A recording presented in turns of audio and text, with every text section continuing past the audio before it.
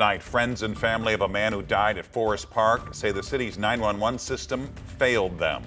Thanks for joining us. I'm Mike Bush. And I'm Ann Allred. Brian Zanghi died a few weeks ago when he went into cardiac arrest while playing baseball. 5 on your side, Christine Byers is here with new details about what happened. Christine. Mike and Ann, Brian Zanghi's girlfriend reached out to us after seeing our story about St. Louis's 911 system. She says the city's dispatch system failed and she wants changes before it happens to someone else. Mike Harris and Mike Ferguson have shared some great memories together at Aviation Field in Forest Park. Now, they can barely walk into the dugout without tears in their eyes. I didn't think it was going to be this hard. It's unnecessary.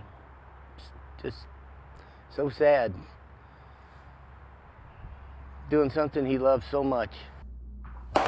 They're talking about their teammate, Brian Zanghi. Trina Sturgeon was his girlfriend. He was just the most loving guy that there was. On June 17th, Brian walked back to the dugout and said he couldn't feel his right hand.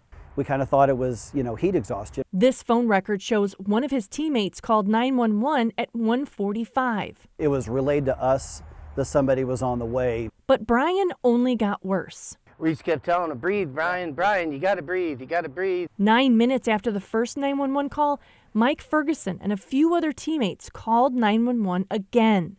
I was put on hold. I didn't even talk to a person. A few more minutes passed. And then somebody picked up and I told him what was happening and he said, well, we've already got somebody on the way. The teammates ran to the nearest buildings looking for a defibrillator. Trina Sturgeon, a doctor herself, was shocked they couldn't find one. AEDs are in airports and malls and shops.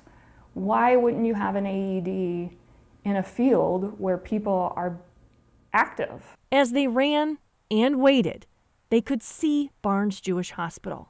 We kept waiting and waiting and waiting, and I just kept looking up at that hospital, thinking it's so close. We were told that we needed to stay here so they could come to us and we could keep compressions going. It was at least 20 minutes and probably longer before we got a response team here.